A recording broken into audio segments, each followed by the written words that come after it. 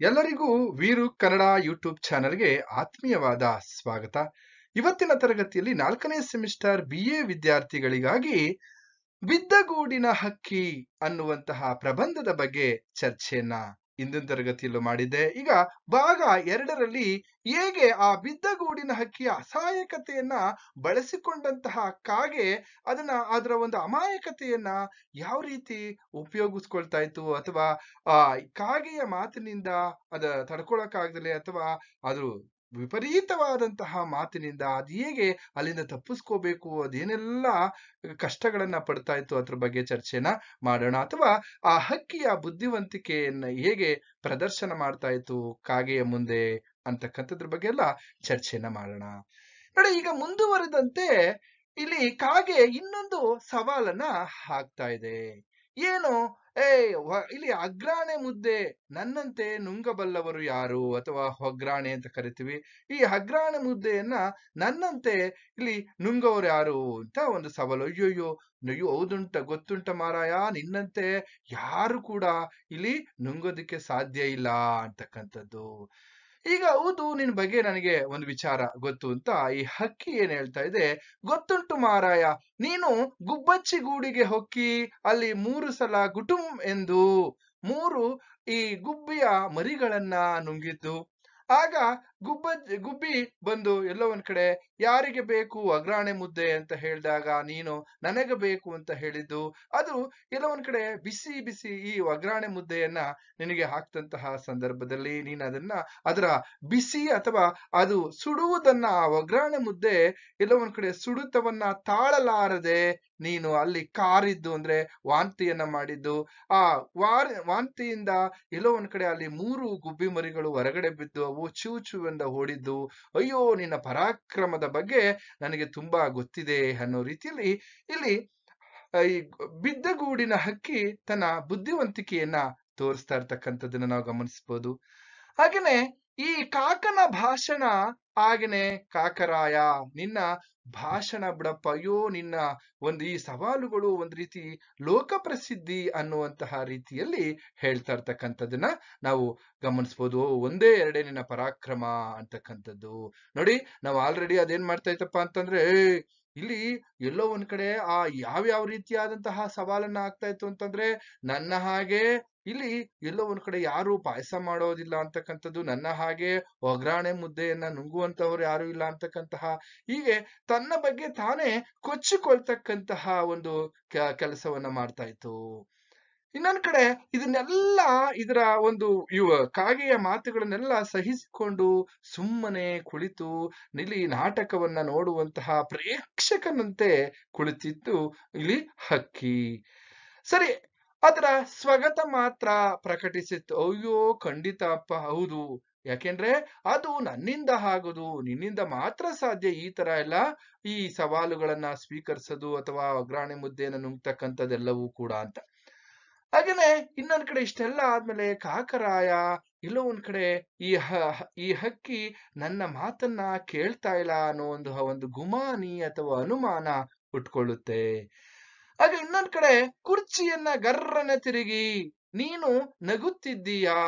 ಯಾಕೋ ನಾನು ಹೇಳ್ತಾ ಇರ್ತಕ್ಕಂತಹ ವಿಚಾರಗಳಿಗೆಲ್ಲ ನೀನು ನಗ್ತಾ ಇದೀಯಾ ಅಂತಕ್ಕಂಥ. ಅಯ್ಯಯ್ಯೋ, ನಾನೆಲ್ಲಪ್ಪ ನಗುತ್ತೀನಿ? ಇಲ್ಲ ಸ್ವಾಮಿ, ಅಯ್ಯೋ ನಾನ್ ನಗ್ತಿಲ್ಲ. ಬಹುಶಃ ನನ್ ಮುಖ ಇರದೆ ಹಾಗೆ, ನೋಡು ನನ್ ಮುಖ ನಗುವಿನ ಮುಖ, ಅದಕ್ಕೆ ನಿನ್ಗೆ ಆ ರೀತಿ ಕಂಡಿರ್ಬೋದು, ನಾನೆಲ್ಲಿ ನಗ್ತೀನಿ ಅಂತ ಇಲ್ಲಿ ಬಿದ್ದಗೂಡಿನ ಹಕ್ಕಿ ತನ್ನ ಬುದ್ಧಿವಂತಿಕೆಯನ್ನ, ತನ್ನ ಚತುರತೆಯನ್ನ ಇಲ್ಲಿ ಪ್ರದರ್ಶನ ಮಾಡ್ತಾ ಇದೆ. ಯಾಕೆಂದ್ರೆ ಅಯ್ಯೋ, ಇನ್ನೊಂದ್ ಕಡೆ ಏನಾಗ್ತಾ ಇದೆಯಪ್ಪ ಅಂತಂದ್ರೆ, ಇಲ್ಲಿ ಇದನ್ನೆಲ್ಲ ನೋಡಿದಂತಹ ಒಂದು ಕಾಕರಾಯನಿಗೆ ಈ ಒಂದ್ ರೀತಿಯಲ್ಲಿ ಓಹೋ, ಇದು ಎಲ್ಲೋ ಒಂದ್ ಕಡೆ ನನ್ನನ್ನ ಇಲ್ಲಿ ಹಾಮಾರಿಸ್ತಾ ಇದೆ ಅಂತಕ್ಕಂತಹ ವಿಚಾರಗಳು ಗೊತ್ತಾಗುತ್ತೆ. ಏನು ಜಗಳವಾಡುತ್ತಿದ್ದೀಯಾ ನನ್ನ ಜೊತೆ? ಇದ್ದಕ್ಕಿದ್ದ ಹಾಗೆ ಈ ಜಗಳಕ್ಕೆ ಕಾದಂತೆ ಕಾಗೆ ಕೇಳಿತ್ತು. ಏನೋ ನನ್ನ ಜೊತೆ ಜಗಳ ಆಡ್ತಾ ಇದೀಯಾ ಹಾಗೆ ಹೀಗೆ ಅಂತ ಕೆಲವೊಂದು ವಾದಗಳಲ್ಲಿ ನಡೀತವೆ. ಇಲ್ಲ, ಯಾವ ಜಗಳನೂ ಇಲ್ಲಪ್ಪ, ಯಾಕೆಂದ್ರೆ ನನಗೆ ಆಶ್ರಯವನ್ನ ಕೊಟ್ಟಿದ್ದೀಯ ನೀನು, ಕಷ್ಟ ಕಾಲದಲ್ಲಿ ನೀನು ಆಶ್ರಯವನ್ನ ಕೊಟ್ಟಿದ್ದೀಯ, ನಿನ್ ಜೊತೆ ನಾನು ಎಲ್ಲಾದ್ರೂ ಜಗಳ ಆಡೋದುಂಟೆ ಅಂತ ಇಲ್ಲಿ ಬಿದ್ದಗೂಡಿನ ಹಕ್ಕಿ ಹೇಳ್ತಕ್ಕಂಥದ್ದು. ಅಯ್ಯೋ ನಿನ್ ಮುಖನೇ ಹೇಳ್ತಾ ಇದೆ, ನಿನಗೆ ನನ್ನ ಮಾತಿನ ಮೇಲೆ ಎಳ್ಳಷ್ಟು ಶ್ರದ್ಧೆ ಇಲ್ಲ. ನಾನಿಷ್ಟು ಚೆನ್ನಾಗಿ ನನ್ನ ಪರಾಕ್ರಮಗಳ ಬಗ್ಗೆ, ನನ್ನ ಸಾಧನೆಗಳ ಬಗ್ಗೆ, ನನ್ನ ಕೆಲಸಗಳ ಬಗ್ಗೆ ನಾನು ಹೇಳ್ತಾ ಇದ್ದೀನಿ, ಆದ್ರೆ ಅದನ್ನ ಕೇಳುವಂತಹ ಶ್ರದ್ಧೆನೇ ಇಲ್ವಲ್ಲ ನಿನಗೆ ಅಂತ ಆ ಹಕ್ಕಿಯನ್ನ ಕಾಗೆ ಪ್ರಶ್ನೆ ಮಾಡ್ತಾ ಇರ್ತಕ್ಕಂಥದ್ದು. ಈಗ ಮಾತ್ರ ಇಲ್ಲೆಲ್ಲ ಒಂದ್ ಕಡೆ ಹಕ್ಕಿ ಸೋತು ಬಹಿರಂಗವಾಗಿ ಪಕಪಕನೆ ನಕ್ಕಿತ್ತು. ನಿನಗೆ ಅರ್ಥ ಆಗೋಯ್ತಾ ಅನ್ಕೊಂಡು ನಕ್ಕಿ ಅದನ್ನ ಕಂಡಂತಹ ಕಾಗೆ ಎಲ್ಲೋ ಒಂದ್ ಕಡೆ ಆ ತುಂಬಾ ಬಳಲಿ ಅಲ್ಲೇ ಪಕ್ಕದಲ್ಲಿದ್ದಂತಹ ಈ ಹುಜಿಯಿಂದ ಅಥವಾ ಮಡಕೆಯಲ್ಲಿ ಇಟ್ಟಿದ್ದಂತಹ ನೀರನ್ನ ಗುಟುಕ್ಕರಿಸಿ ಒಂದ್ ಸ್ವಲ್ಪ ವಿಶ್ರಮಿಸ್ಕೊಳ್ತು. ಯಾಕೆಂದ್ರೆ ನಾನು ಹೇಳ್ತಾ ಇರ್ತಕ್ಕಂತಹ ಈ ಬಡಾಯಿ ಮಾತುಗಳೆಲ್ಲವೂ ಇದಕ್ಕೆ ಸುಳ್ಳು ಅಂತ ಗೊತ್ತಾಗ್ತಾ ಇದೆ ಅಂತ ನಿಧಾನಕ್ಕೆ ಕಾಗೆಗೆ ತನ್ನ ಮಾತಿನ ಅಲ್ಲಿ ಇರ್ತಕ್ಕಂತಹ ಸುಳ್ಳು ಇಲ್ಲಿ ಗೊತ್ತಾಗ್ತಾ ಇದೆ, ಅರ್ಥ ಆಗ್ತಾ ಇದೆ. ಹಾಗೆ ಈ ಹಕ್ಕಿಗೆ ನನ್ನ ಮಾತಿನ ಎಲ್ಲವೂ ಕೂಡ ಸುಳ್ಳು ಅಂತಕ್ಕಂಥದ್ದು ಗೊತ್ತಾಗ್ತಾ ಇದೆ ಅಂತ ತಿಳಿದು ಅದೊಂದು ರೀತಿಯಲ್ಲಿ ಬಡಬಡಿಸ್ತಾ ಇತ್ತು. ಸರಿ, ಇಷ್ಟೆಲ್ಲ ಆದ್ಮೇಲೆ ನನ್ನನ್ನೇನಂತ ತಿಳ್ಕೊಂಡಿದೀಯ ನೀನು? ಕ್ಷುದ್ರ ಹಕ್ಕಿ, ನನ್ನನ್ನೇನ್ ಅನ್ಕೊಂಡಿದ್ಯಾ? ಆ ನನಗ್ ಗೊತ್ತುಂಟ, ನನಗೆ ರಾಮಾಯಣದ ಮೊದಲು ಈ ಲೋಕಕ್ಕೆ ತಿಳಿದಿದ್ದೆ ನನ್ನ ವಂಶದವರಿಗೆ. ನೋಡಿ, ಇಡೀ ರಾಮಾಯಣ ಮೊದಲು ಈ ಲೋಕಕ್ಕೆ ತಿಳಿಸಿದ್ದೆ ನನ್ನ ವಂಶದವರು ಅನ್ನುವಂತಹ ಇನ್ನೊಂದು ಸವಾಲು. ನಾನೇನ್ ಅನ್ಕೊಂಡಿದ್ಯಾ? ನಮ್ಮ ವಂಶ ಎಂತದ್ದು? ಇಡೀ ರಾಮಾಯಣವನ್ನ ಇಡೀ ಲೋಕ ಪ್ರಸಿದ್ಧಿ ಮಾಡಿದ್ದು, ಲೋಕಕ್ಕೆ ತಿಳಿಸಿದ್ದು ನನ್ನ ವಂಶಜರು ಅಂತಕ್ಕಂಥದ್ದು, ನನ್ನ ವಂಶಸ್ಥರು ಅನ್ನುವಂತಹ ಮಾತನ್ನ ಹೇಳ್ತಾ ಇದೆ. ಆಗ ಈಶ್ವರ ಪಾರ್ವತಿಗೆ ರಾಮಾಯಣದ ಕತೆ ಹೇಳುವಾಗ ನನ್ನ ಕುಲದವರು ಅದನ್ನ ಕೇಳಿಸಿಕೊಂಡು ಅದು ಇಡೀ ಲೋಕ ಪ್ರಸಿದ್ಧಿ ಆಗಿತ್ತು ಅಂದಾಗ ಆಗ ಹಕ್ಕಿ ಹೇಳ್ತಾ, ಹೌದೌದು, ಮೊನ್ನೆ ನಾನ್ ನೋಡಿದ್ದೆ ಕಣ್ಣಾರೆ, ಕಲರ್ಸ್ ಟಿವಿಯಲ್ಲಿ ತೋರಿಸ್ತಾ ಇದ್ರು ಅಂತ ಎಲ್ಲೋ ಒಂದ್ ಕಡೆ ಪಕ್ಕಪಕ್ಕನೆ ಮತ್ತೆ ನಗುತ್ತೆ.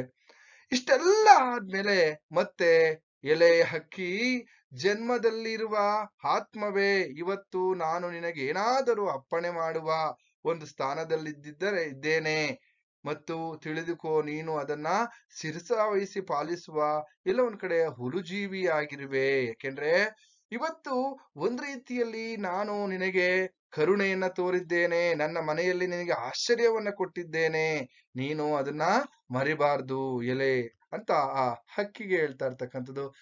ಆಮೇಲೆ ಇನ್ನೊಂದ್ ಕಡೆ ಇಲ್ಲಿ ಕಾಗೆ ಏನ್ ಮಾಡ್ತಾ ಇದೆ, ಎಲ್ಲ ಬಿದ್ದಿದ್ದವನಿಗೆ ಇಲ್ಲಿ ಬಿಸಿ ನೀರ್ ಕೊಟ್ರೆ ಬಂದ್ ಎದೆಗೊದ್ನಂತೆ ಅನ್ನೋ ಹಾಗೆ ನೋಡ್ದ, ನೀನು ಮಳೆಯಲ್ಲಿ ಕೊಚ್ಕೊಂಡು ಹೋಗ್ತಾ ಇದೆ, ಗಾಳಿಯಲ್ಲಿ ತೂರ್ಕೊಂಡು ಹೋಗ್ತಾ ಇದೆ ಅಂತವನ್ನ ನನ್ನ ಗೂಡಿನಲ್ಲಿ ಆಶ್ರಯವನ್ನ ಕೊಟ್ರೆ ನೀನ್ ಈ ರೀತಿ ನಗ್ತಾ ಇದೆಯಲ್ಲ, ನನ್ನನ್ನೇ ಅಣಕಿಸ್ತಾ ಇದೆಯಲ್ಲ, ನನ್ನನ್ನೇ ಜಿರಿತಾ ಇದೆಯಲ್ಲ ಅಂತ ಇಲ್ಲಿ ಕಾಗೆ ಆ ಹಕ್ಕಿನ ಪ್ರಶ್ನೆ ಮಾಡ್ತಾ ಇದೆ.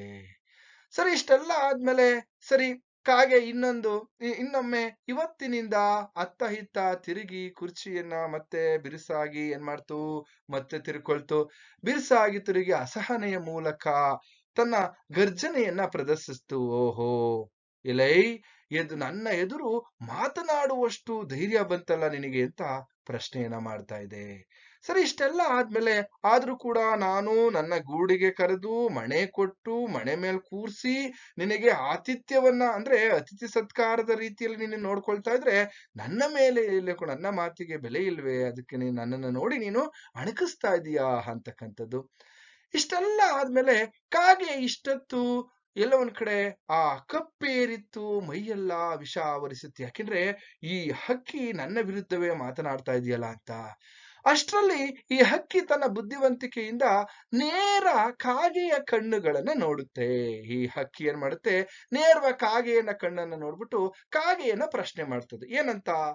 ಆ ಕಣ್ಣುಗಳನ್ನ ಎದುರಿಸಲಾಗದೆ ಕತ್ತು ಹೋರೆ ಮಾಡಿ ನೆಲ ನೋಡುತ್ತಾ ಮತ್ತಷ್ಟು ಜರಿಯಿತು. ಏನಂತ ಜರಿತಾ ಇದೆ? ಅಂದ ಹಾಗೆ ಕಾಗೆಯನ್ನ ಪ್ರಶ್ನೆ ಮಾಡ್ತಾ ಇದೆ ಹಕ್ಕಿ. ಅಂದ ಹಾಗೆ ನಿನ್ನ ಒಂದು ಕಣ್ಣು ಏಕೆ ಕುರುಡು ಎಂದು ಇಲ್ಲಿ ರಾಮಾಯಣದ ವಿಚಾರದ ಮುಖಾಂತರವೇ ತನ್ನ ಜಾಣ್ಮೆಯಿಂದ ಒಂದು ಪ್ರಶ್ನೆಯನ್ನ ಆ ಕಡೆ ಕಾಗೆಗೆ ಕೇಳ್ತದೆ. ಯಾಕೆ ನಿನ್ನ ಒಂದು ಕಣ್ಣು ಕುರುಡು ಅಂತಕ್ಕಂತಹ ಒಂದು ಪ್ರಶ್ನೆಯನ್ನ ಮಾಡ್ತಾ ಇದೆ ಹಕ್ಕಿ, ತನ್ನ ಬುದ್ಧಿವಂತಿಕೆಯನ್ನ ಪ್ರದರ್ಶನ ಮಾಡ್ತಾ ಇದೆ. ಸರಿ, ಇಷ್ಟೆಲ್ಲ ಆದ್ಮೇಲೆ ಒಂದು ಅದರ ಸಂಶಯ ತಾಳಿತ್ತು. ಹೌದು.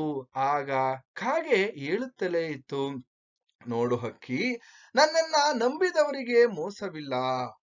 ಹಾಗೇನೆ ಇವತ್ತು ಕೋಗಿಲೆ ನೋಡಿ, ಬಂದು ನೋಡಿ, ಕೋಗಿಲೆ ಎಂತಹ ಒಂದು ಕೆಲಸ, ಕೋಗಿಲೆ ಎಲ್ಲಿ ಮೊಟ್ಟೆಯನ್ನ ಇಡ್ತಾ ಇತ್ತು, ಅಥವಾ ಆ ಮೊಟ್ಟೆ ಯಾವ ರೀತಿ, ಇದನ್ನೆಲ್ಲ ನೋಡಿ ನಾನು ಎಷ್ಟು ಜನಕ್ಕೆ ಉಪಯೋಗ ಮಾಡಿದೀನಿ ಈಗ ನಿನಗೆ. ಮತ್ತೆ ಕೋಗಿಲೆಗೆ ಒಂದು ಮೊಟ್ಟೆ ಇಡಲು ಎಲ್ಲೂ ಕೂಡ ಜಾಗ ಇಲ್ಲ.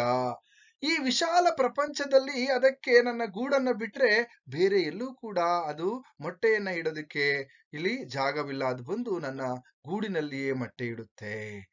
ಹಾಗೇನೆ ಆ ಮೊಟ್ಟೆ ಮರಿಯಾದ ಮೇಲೆ ಎಲ್ಲೋ ಒಂದ್ ಕಡೆ ಅವು ಜೀವನವನ್ನ ಮಾಡುತ್ತವೆ. ನೋಡ್ದ, ಅದಕ್ಕೂ ಕೂಡ ಈ ಕೋಗಿಲೆ ಮೊಟ್ಟೆ ಇಟ್ಟು ಮರಿ ಮಾಡುವುದಕ್ಕೂ ಒಂದ್ ರೀತಿಯಲ್ಲಿ ಆಶ್ರಯ ಕೊಟ್ಟಿರ್ತಕ್ಕಂತಹ ಒಬ್ಬ ಕಾರುಣಿಕ ಕಣಯ್ಯ ನಾನು ಅಂತ ಹೇಳ್ತಕ್ಕಂಥದ್ದು.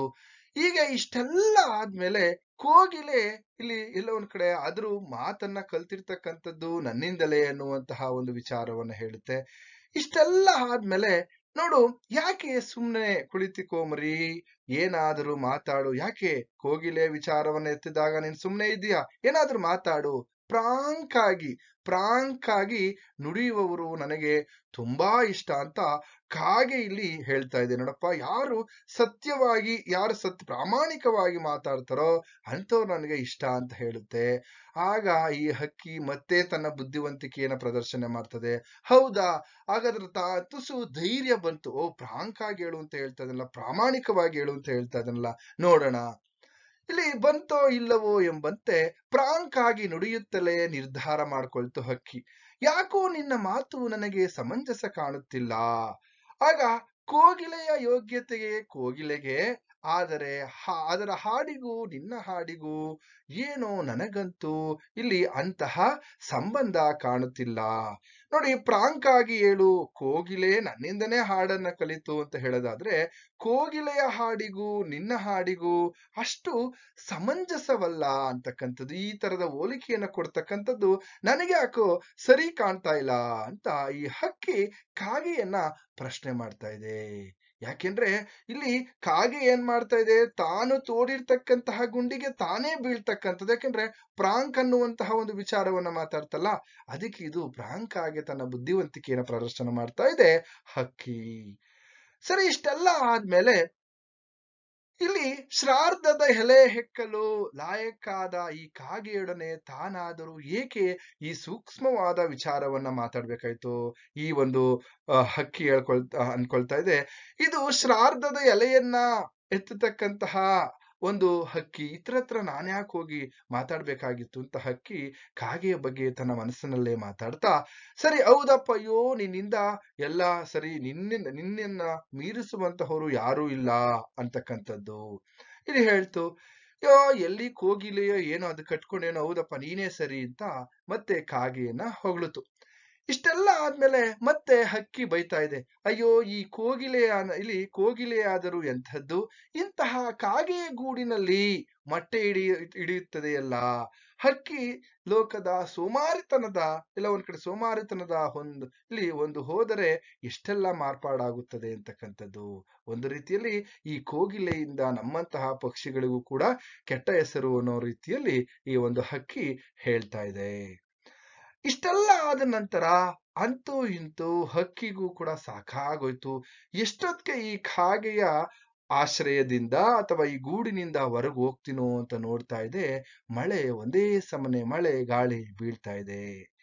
ಇಷ್ಟೆಲ್ಲ ಆದ್ಮೇಲೆ ಒಂದ್ ಕಡೆ ಧೈರ್ಯ ಮಾಡ್ತಾ, ಅಯ್ಯೋ ಈ ಕಾಗೆಯ ಮಾತನ್ನ ಕೇಳಿಸ್ಕೊಳ್ಳೋದ್ಕಿಂತ ನಾನೆಲ್ಲೋ ಹೊರಗಡೆ ಹೋಗಿ ಆತ್ಮಹತ್ಯೆನೋ ಅಥವಾ ಅಲ್ಲೇ ಬಿದ್ದು ಸತ್ತಿದ್ರು ಪರವಾಗಿಲ್ಲ, ಇಲ್ಲಿ ಬರಬಾರ್ದಾಗಿತ್ತು ಅನ್ನುವಂತಹ ಒಂದು ಮನಸ್ಥಿತಿ. ಆದ್ರೂ ಕೂಡ ಹೊರಗಡೆ ಹೋಗೋದಕ್ಕೆ ಧೈರ್ಯ ಬಾರದೆ ಪದ್ಮಾಸನವನ್ನ ಹಾಕಿ ನಿಲ್ಲದ ಮಳೆಯನ್ನ ನೋಡ್ತಾ ಈ ಹಕ್ಕಿ ಕುಳಿತುಕೊಳ್ತು. ಓ, ಮಳೆ ನಿಲ್ತಾ ಇಲ್ಲ ಅಂತ ಹೇಳಿ ಮತ್ತೆ ಕುಳಿತುಕೊಳ್ತು. ಯಾಕೆಂದ್ರೆ ವಿಧಿ ಇಲ್ಲ. ಯಾಕೆಂತಂದ್ರೆ ಈಗ ಹೊರಗಡೆ ಮಳೆ ಹುಯ್ತಾ ಇರೋದ್ರಿಂದ ತನ್ನ ಪ್ರಾಣ ಎಲ್ಲ ಒಂದ್ ಕಡೆ ಕಳ್ಕೊಳ್ಬೇಕಾಗುತ್ತೆ, ಹೋಗಿ ವಿಧಿ ಇಲ್ಲದೆ ಕುಳಿತುಕೊಂಡಿದೆ. ಈ ಮಳೆ ಎಂದಿಗೆ ನಿಲ್ಲುವುದೋ ಎಂದು ಇಲ್ಲಿ ಎಲ್ಲ ಒಂದ್ ಕಡೆ ಕುಳಿತುಕೊಂಡೆ ಹಕ್ಕಿ ಯೋಚನೆ ಮಾಡ್ತಾ ಇದೆ, ಯಾವಾಗ ಈ ಮಳೆ ನಿಲ್ಲುತ್ತಪ್ಪ, ನಾನು ಯಾವಾಗ ಹೊರಗಡೆ ಹೋಗ್ಬೇಕು ಅಂತಕ್ಕಂಥದ್ದು. ಈ ಮಳೆ ಮಾತ್ರ ನಿಲ್ತಾನೆ ಇಲ್ಲ. ಈ ಕಾಗೆಗೆ ಮಳೆ ನಿಲ್ದೇ ಹೋದ್ರೇನೆ ಸರಿ. ಯಾಕೆಂದ್ರೆ ನಾನು ಹೇಳುವಂತಹ ಮಾತನ್ನ ಕೇಳೋದಕ್ಕೆ ಒಬ್ಬ ವ್ಯಕ್ತಿ ಸಿಕ್ಕಿದ್ದಾನೆ, ಒಂದು ಹಕ್ಕಿ ಸಿಕ್ಕಿದೆ ಅಂತಕ್ಕಂಥದ್ದು. ಇದೆಲ್ಲ ಆಯ್ತು. ಎಲ್ಲ ಮುಗಿದ ಮೇಲೆ ಸರಿ, ಈ ಮಳೆ ಒಂದ್ ಸ್ವಲ್ಪ ಮಳೆ ಬಿಟ್ಟಂತ ಸಂದರ್ಭದಲ್ಲಿ ಇನ್ನು ಹೊರಗೆ ಹೋಗಿ ಹೊಸ ಗೂಡನ್ನ ಕಟ್ಟಿ ಹೊಸ ಕಾಳನ್ನ ತಂದು ಇಲ್ಲಿ ಒಲೆಯ ಮೇಲೆ ಅಡಿಗೆಯನ್ನ ಮಾಡಿ ನಾನು ತಿನ್ಬೇಕು ಅಂತ ಹೇಳಿ ಹಕ್ಕಿ ಎದ್ದು ನಿಂತ್ಕೊಳ್ಳುತ್ತೆ. ಆಗ ಇಲ್ಲ ಒಂದ್ ಕಡೆ ಕಾಗೆಗೆ ಒಂದು ಕೃತಜ್ಞತೆಯನ್ನ ಸಲ್ಲಿಸುತ್ತೆ.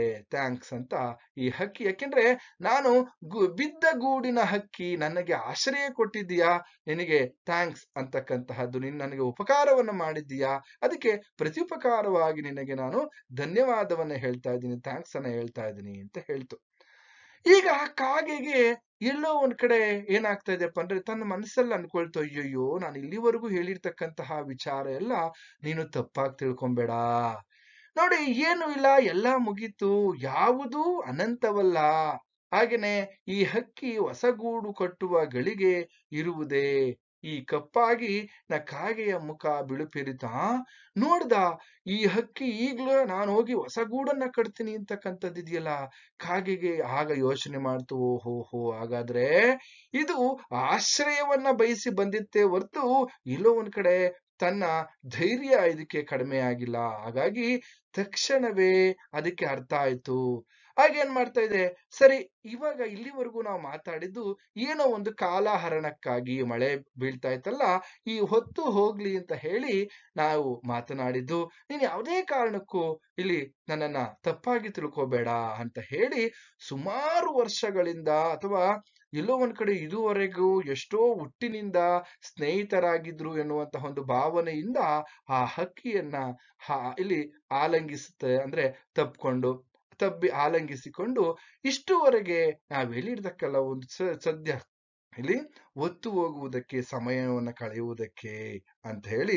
ನೋಡಪ್ಪ ಹಕ್ಕಿ, ಇಷ್ಟು ಹೊತ್ತು ಏನೇ ಮಾತನಾಡಿದರೂ ಇಬ್ಬರು ಒತ್ತು ಹೋಗಲಿ ಅಂತ ಆದದ್ದು ಆಗೋಯ್ತು.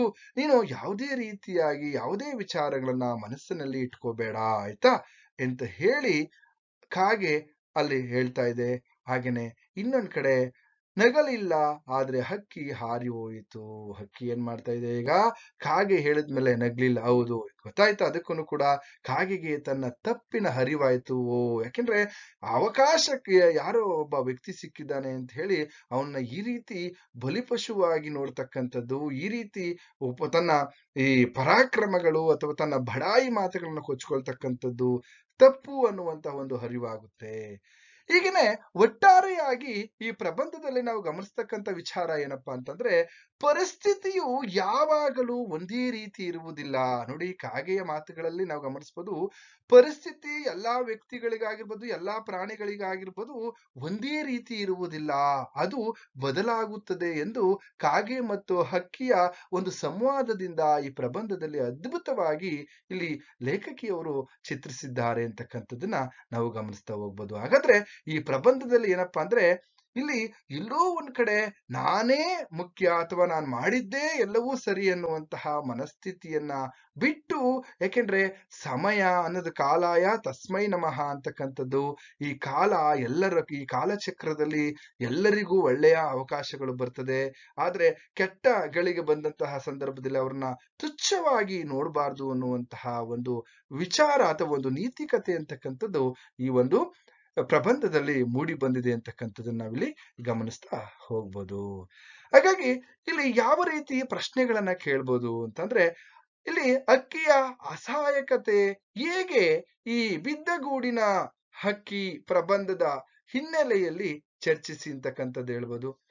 ಹಾಗೇನೆ ಈ ಬಿದ್ದಗೂಡಿನ ಹಕ್ಕಿಯ ಬುದ್ಧಿವಂತಿಕೆ ಬಗ್ಗೆ ಕೇಳ್ಬೋದು, ಅಥವಾ ಕೋಗಿಲೆಯ ಬುದ್ಧಿವಂತಿಕೆಯ ಬಗ್ಗೆ ವಿವರಿಸಿ ಅಂತ ಕೇಳ್ಬೋದು, ಅಥವಾ ಬಿದ್ದಗೂಡಿನ ಹಕ್ಕಿಯ ಅಸಹಾಯಕತೆಯನ್ನ ಬಳಸಿಕೊಂಡು ಕೊಚ್ಚಿಕೊಳ್ಳುವ ಒಂದು ಕಾಗೆಯ ಒಂದು ಮನಸ್ಥಿತಿಯನ್ನ ಇಲ್ಲಿ ಲೇಖನದ ಅಥವಾ ಪ್ರಬಂಧದ ಹಿನ್ನೆಲೆಯಲ್ಲಿ ಚರ್ಚಿಸಿ ಅಥವಾ ವಿವರಿಸಿ, ವಿಶ್ಲೇಷಿಸಿ ಅಂತ ಪ್ರಶ್ನೆಗಳನ್ನ ಕೇಳ್ಬೋದು. 10 ಅಂಕಗಳಿಗೆ ಈ ಒಂದು ಪ್ರಬಂಧದಿಂದ ನಿಮಗೆ ಪರೀಕ್ಷೆಯಲ್ಲಿ ಬರ್ತದೆ ಅಂತ ಹೇಳ್ತಾ ಈ ತರಗತಿಯನ್ನ ಕೇಳಿ. ಹಾಗೇನೆ ಇನ್ನೂ ನನ್ನ ಚಾನೆಲ್ ಅನ್ನು ಸಬ್ಸ್ಕ್ರೈಬ್ ಮಾಡ್ಕೊಳ್ಳಿ. ಎಲ್ಲಾ BA ವಿದ್ಯಾರ್ಥಿಗಳಿಗೆ ತಿಳಿಸಿ ಅಂತ ಹೇಳ್ತಾ ಇಲ್ಲಿಗೆ ಈ ತರಗತಿಯನ್ನ ಮುಗಿಸ್ತಾ ಇದ್ದೀನಿ.